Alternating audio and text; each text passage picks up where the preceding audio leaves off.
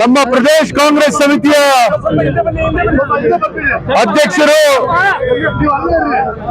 ಮತ್ತು ನಮ್ಮ ಸರ್ಕಾರದ ಗೌರವಾನ್ವಿತ ಮುಖ್ಯಮಂತ್ರಿಗಳು ಮತ್ತು ಎಐಸಿಸಿಯ ಸೂಚನೆ ಮೇರೆಗೆ ಕೋಲಾರ ಜಿಲ್ಲಾ ಕಾಂಗ್ರೆಸ್ ಸಮಿತಿಯ ವತಿಯಿಂದ ಜಿಲ್ಲಾ ಕಾಂಗ್ರೆಸ್ಸಿನ ಅಧ್ಯಕ್ಷರಾದಂತ ಲಕ್ಷ್ಮೀನಾರಾಯಣರವರು ಮತ್ತು ನಮ್ಮ ಕಾರ್ಯಾಧ್ಯಕ್ಷರಾದಂತ ಮ್ಯಾಕಲ್ ನಾರಾಯಣಸ್ವಾಮಣ್ಣವರು ಮತ್ತು ನಮ್ಮ ಮುಂಚೂಣಿ ಘಟಕಗಳ ಮಹಿಳಾ ಕಾಂಗ್ರೆಸ್ಸಿನ ಅಧ್ಯಕ್ಷರು, ಯುವ ಕಾಂಗ್ರೆಸ್ಸಿನ ಅಧ್ಯಕ್ಷರು ಮತ್ತು ಎಲ್ಲ ವಿಭಾಗಗಳ ಅಧ್ಯಕ್ಷರುಗಳ ಮತ್ತು ವಿಶೇಷವಾಗಿ ಕೋಲಾರ ವಿಧಾನಸಭಾ ಕ್ಷೇತ್ರದ ಎರಡೂ ಬ್ಲಾಕಿನ ಅಧ್ಯಕ್ಷರುಗಳ ನೇತೃತ್ವದಲ್ಲಿ ಏನು ಈ ದಿನ ಕೇಂದ್ರ ಸರ್ಕಾರ ಇವತ್ತು ದಿನನಿತ್ಯ ಬಳಕೆಯ ಡೀಸೆಲ್, ಪೆಟ್ರೋಲ್ ಮತ್ತು ಗ್ಯಾಸ್ ಇವುಗಳ ಬೆಲೆಯನ್ನ ಏರಿಸ್ತಾ ಇದೆ. ಇದರ ವಿರುದ್ಧವಾಗಿ ಮತ್ತು ಕೇಂದ್ರ ಸರ್ಕಾರದ ಜನ ವಿರೋಧಿಯ ವಿರುದ್ಧವಾಗಿ, ರೈತ ವಿರೋಧಿಯ ನೀತಿಗಳ ವಿರುದ್ಧವಾಗಿ, ವಿದ್ಯಾರ್ಥಿಗಳ ವಿರುದ್ಧ ನೀತಿಯ ವಿರುದ್ಧವಾಗಿ ಈ ಒಂದು ಪ್ರತಿಭಟನೆಯನ್ನ ಹಮ್ಮಿಕೊಂಡಿದ್ದೇವೆ. ತಮಗೆಲ್ಲ ಕೂಡ ಗೊತ್ತಿದೆ, ಇವತ್ತು ಹಿಂದೆ ಯುಪಿಎ ಸರ್ಕಾರ ಕೇಂದ್ರದಲ್ಲಿ ಅಧಿಕಾರದಲ್ಲಿದ್ದಾಗ ಕೇವಲ 400 ರಿಂದ 450 ರೂಪಾಯಿ ಇತ್ತು ಏನು ನಮ್ಮ ಗ್ಯಾಸ್ ಬೆಲೆ. ನಮ್ಮ ಬಳಕೆಯ ಮನೆ ಬಳಕೆಯ ಗ್ಯಾಸ್ ಬೆಲೆ 400 ರಿಂದ 450 ಇತ್ತು. ಅವತ್ತು ಡೀಸೆಲ್ ಬೆಲೆ ಕೇವಲ 60 ರೂಪಾಯಿ ಇತ್ತು. ಅವತ್ತು ಪೆಟ್ರೋಲ್ ಬೆಲೆ ಕೇವಲ 75 ರೂಪಾಯಿ ಇತ್ತು. ಇವತ್ತು ಡೀಸೆಲ್ ಬೆಲೆ ಸುಮಾರು 110 ರೂಪಾಯಿ ಆಗಿದೆ. ಪೆಟ್ರೋಲ್ ಬೆಲೆ ಡೀಸೆಲ್ ಬೆಲೆ 100 ರೂಪಾಯಿ ಆಗಿದೆ. ಪೆಟ್ರೋಲ್ ಬೆಲೆ 110 ರೂಪಾಯಿ ಆಗಿದೆ. ಮತ್ತು ಇವತ್ತು ಗ್ಯಾಸ್ನ ಬೆಲೆ ಕೂಡ 1000ಕ್ಕೂ ಮಿಗಿಲಾಗಿ ಇವತ್ತು ಏನು ದಿನನಿತ್ಯ ಬಳಕೆಯ ವಸ್ತುಗಳು ನಾವೆಲ್ಲ ಉಪಯೋಗ ಮಾಡ್ತಾ ಇದ್ದೀವಿ, ಇದರ ಬೆಲೆ ಗಗನಕ್ಕೇರಿದೆ. ಇವತ್ತು ಜನಸಾಮಾನ್ಯರು ಜೀವನ ಮಾಡೋದು ಕಷ್ಟ ಆಗಿದೆ. ಇವತ್ತು ಈ ಏನು ಬೆಲೆ ಏರಿಕೆ ಆಗ್ತಾ ಇದೆ, ಇದನ್ನ ಪ್ರತಿಭಟಿಸಬೇಕಾದಂತ ಆದ್ಯ ಕರ್ತವ್ಯ ಇದು ಕಾಂಗ್ರೆಸ್ ಪಕ್ಷದ ಕರ್ತವ್ಯ. ಇವತ್ತು ನಾವೆಲ್ಲ ಕೂಡ ಇದನ್ನ ವಿರೋಧ ಮಾಡಬೇಕು. ಏನು ಯುಪಿಎ ಸರ್ಕಾರದಲ್ಲಿ ಬೆಲೆ ವಿರೋಧಿ ನೀತಿಯನ್ನ ಹೇಳ್ಕೊಂಡು ಅಧಿಕಾರಕ್ಕೆ ಬಂದಂತ ಬಿಜೆಪಿ, ಮೋದಿ ನೇತೃತ್ವದ, ಅಮಿತ್ ಶಾ ನೇತೃತ್ವದ ಸರ್ಕಾರ ಇವತ್ತು ಬೆಲೆಯನ್ನ ಗಗನಕ್ಕೇರಿಸ್ತಾ ಇದೆ. ಇವತ್ತು ನಾವೆಲ್ಲ ಕೂಡ ಇದನ್ನ ವಿರೋಧಿಸಬೇಕು. ಈ ಬಿಜೆಪಿ ಸರ್ಕಾರವನ್ನ ಕಿತ್ತೊಗೆಯವರೆಗೂ ಕೂಡ ನಾವು ಪ್ರತಿಭಟನೆಗಳನ್ನ ಹಂತವಾಗಿ ಮಾಡ್ಕೊಂಡು ಬರ್ಬೇಕಾಗ್ತದೆ.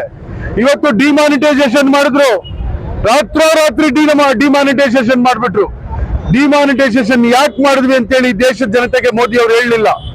ಮತ್ತೆ ಇವತ್ತು ಉಜ್ವಲ ಯೋಜನೆಯಲ್ಲಿ ಪ್ರತಿ ತಿಂಗಳು ಗ್ಯಾಸ್ ಮನೆಗೂ ಪ್ರತಿ ತಿಂಗಳು 12 ಸಿಲಿಂಡರ್ ಕೊಡ್ತೀವಿ ಅಂದ್ರು. ನಿನ್ನೆ ಎಲ್ಲ ಮೊನ್ನೆ ಆದೇಶ ಮಾಡ್ತಾರೆ, ಕೇವಲ 4 ಸಿಲಿಂಡರ್ನ ಕೊಡ್ತೀವಿ ಅಂತ ಹೇಳ್ತಾ ಇದ್ದಾರೆ.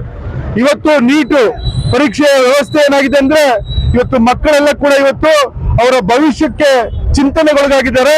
ಇವತ್ತೆಲ್ಲ ಕೂಡ ನೀಟ್ ಪರೀಕ್ಷೆಯಲ್ಲಿ ಅಕ್ರಮ ನಡೆದಿದೆ. ಇವತ್ತು ಪೇಪರ್ ಲೀಕ್ ಆಗ್ತಿದೆ ಅಂತೇಳಿ ಜಗಜ್ಜಾಹೀರಾಗ್ಬಿಟ್ಟಿದೆ. ಇವತ್ತು ಈ ರೀತಿ ಮಹಾತ್ಮ ಗಾಂಧಿ ಉದ್ಯೋಗ ಖಾತ್ರಿ ಯೋಜನೆ ಏನಿತ್ತು ಇವತ್ತು ಗ್ರಾಮೀಣ ಪ್ರದೇಶದಲ್ಲಿ ಒಂದು ಬರ್ತಕ್ಕಂಥದ್ದು, ಆ ಯೋಜನೆಯನ್ನ ಇವತ್ತು ಸಂಪೂರ್ಣವಾಗಿ ತೆಗೆದುಹಾಕ್ಬಿಟ್ಟಿದ್ದಾರೆ. ಈ ರೀತಿಯ ಜನವಿರೋಧಿ ನೀತಿಗಳನ್ನ ಕೇಂದ್ರದ ಬಿಜೆಪಿ ಸರ್ಕಾರ ಅಧಿಕಾರಕ್ಕೆ ಬಂದ್ಮೇಲೆ ಇವತ್ತು ಡಾಲರ್ ಬೆಲೆ ಅವತ್ತೇನಿತ್ತು ಸುಮಾರು 65 ರೂಪಾಯಿ ಇತ್ತು, ಇವತ್ತೇನಾಗಿದೆ ಡಾಲರ್ ಬೆಲೆ, ಇವತ್ತು ಇವೆಲ್ಲವನ್ನ ಇವತ್ತು 100 ರೂಪಾಯಿ ಮೇಲೆ ಆಗ್ತಾ ಇದೆ. ಈ ರೀತಿ ಎಲ್ಲವೂ ಕೂಡ ಜನವಿರೋಧಿ ನೀತಿಗಳನ್ನ ಇವತ್ತು ಬಿಜೆಪಿ ಸರ್ಕಾರ ಕೇಂದ್ರದಲ್ಲಿ ಅಧಿಕಾರಕ್ಕೆ ಬಂದ ಮೇಲೆ ಮಾಡ್ತಾ ಇದೆ. ಇವತ್ತು ಜನಸಾಮಾನ್ಯರಿಗೆ ಬದುಕು, ಜನಸಾಮಾನ್ಯರ ಜೀವನ ಇವತ್ತು ಅತ್ಯಂತ ದುಸ್ತರ ಆಗಿದೆ. ಹಂಗಾಗಿ ಇವತ್ತು ಪ್ರಮುಖ ವಿರೋಧ ಪಕ್ಷವಾದಂತ ಕಾಂಗ್ರೆಸ್ ಪಕ್ಷ ಇದನ್ನ ನಾವು ಜನರಿಗೆ ತಿಳಿಸ್ತಕ್ಕಂಥದ್ದು, ಜನರಲ್ಲಿ ಜಾಗೃತಿ ಮೂಡಿಸ್ತಕ್ಕಂಥ ಕೆಲಸವನ್ನ ಇವತ್ತು ನಾವು ಮಾಡಬೇಕಾಗಿದೆ. ಇವತ್ತು ರಸಗೊಬ್ಬರಗಳ ಬೆಲೆ ಯೂರಿಯಾ ಆಗಿರ್ಬೋದು, DAP ಆಗಿರ್ಬೋದು, 10-20 ಆಗಿರ್ಬೋದು, ಇವತ್ತೆಲ್ಲ ಕೂಡ ಸಾವಿರಾರು ರೂಪಾಯಿ ಇವತ್ತು ಬೆಲೆ ಏರಿಸಿ ಇವತ್ತು ಅದು ಕೂಡ ಮಾರ್ಕೆಟ್ ಅಲ್ಲಿ ಸಿಗ್ತಾ ಇಲ್ಲ. ಇವತ್ತು ರಸಗೊಬ್ಬರಗಳು ಕೂಡ ಮಾರ್ಕೆಟ್ ಅಲ್ಲಿ ಸಿಗ್ತಾ ಇಲ್ಲ. ಇವತ್ತು ಎಲ್ಲವೂ ಕೂಡ ಇವತ್ತು ದಿನನಿತ್ಯ ಬಳಕೆ ವಸ್ತುಗಳು ಏನಾಗಿದ್ದಾವೆ, ಇವತ್ತು ಅಕ್ಕಿ ಇರ್ಬೋದು, ಬೇಳೆಕಾಳು ಇರ್ಬೋದು, ಎಣ್ಣೆ ಇರ್ಬೋದು, ಇವೆಲ್ಲವೂ ಕೂಡ ಈ ಡೀಸೆಲ್, ಪೆಟ್ರೋಲ್ ಮತ್ತು ಗ್ಯಾಸ್ ಬೆಲೆ ಏರಿಕೆ ಆಗಿದ್ರಿಂದ ಇವತ್ತು ಎಲ್ಲವೂ ಕೂಡ ಬೆಲೆ ಏರಿಕೆ ಆಗಿದೆ. ಇದನ್ನ ವಿರೋಧ ಮಾಡ್ತಕ್ಕಂಥ ಕೆಲಸವನ್ನ ಕೋಲಾರ ಜಿಲ್ಲಾ ಕಾಂಗ್ರೆಸ್ ಸಮಿತಿ ಇವತ್ತು ಇಬ್ರು ಕೂಡ ಅಧ್ಯಕ್ಷರು ಮತ್ತು ಕಾರ್ಯಾಧ್ಯಕ್ಷರು ಮತ್ತು ಬ್ಲಾಕ್ ಅಧ್ಯಕ್ಷರ ಒಂದು ನೇತೃತ್ವದಲ್ಲಿ ಅತ್ಯಂತ ಯಶಸ್ವಿಯಾಗಿ ಕೇವಲ 24 ಗಂಟೆ ಒಳಗೆ ನಿನ್ನೆ ಮಧ್ಯಾಹ್ನ ನಮ್ಮ ಕಾರ್ಯಾಧ್ಯಕ್ಷರು ನಮ್ಮ ಬ್ಲಾಕ್ ಕಾಂಗ್ರೆಸ್ ಅಧ್ಯಕ್ಷರಿಗೆ ಹೇಳಿದ್ರು, ಈ ರೀತಿ ಪ್ರತಿಭಟನೆ ಮಾಡಬೇಕು, KPCC ಇಂದ ಸೂಚನೆ ಇದೆ ಅಂತೇಳಿ.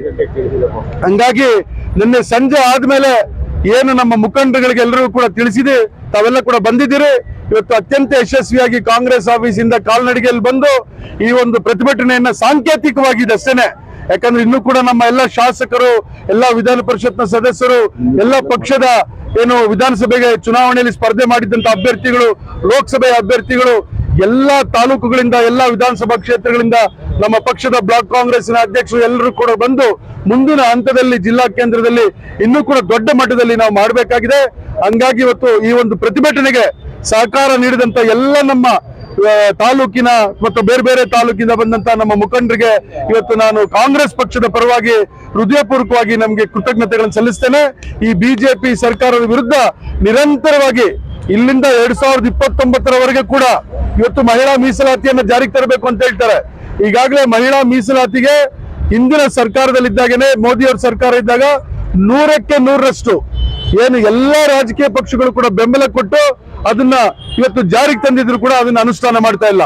ಈ ರೀತಿ ಮಹಿಳೆಯರ ವಿರುದ್ಧ, ವಿದ್ಯಾರ್ಥಿಗಳ ವಿರುದ್ಧ, ರೈತರ ವಿರುದ್ಧ, ಜನಸಾಮಾನ್ಯರ ವಿರುದ್ಧ ಇವೆಲ್ಲ ರೀತಿಯ ಕ್ರಮಗಳನ್ನ ತೆಗೆದುಕೊಂಡು ಇವತ್ತು ದಿನಬಳಕೆ ವಸ್ತುಗಳು ಏನಿದ್ದಾವೆ ಅವೆಲ್ಲವೂ ಕೂಡ ಬೆಲೆ ಏರಿಕೆ ಆಗಿದ್ರಿಂದ ಇವತ್ತು ಜನರ ಬದುಕು ಮತ್ತು ಜೀವನ ಅತ್ಯಂತ ದುಸ್ತರ ಆಗಿದೆ. ಇವತ್ತು ನಾವು ಇದು ನಿರಂತರವಾಗಿ ಇವತ್ತು ಪ್ರತಿಭಟನೆ ಇಲ್ಲಿಗೆ ಮುಗಿಯೋದಿಲ್ಲ.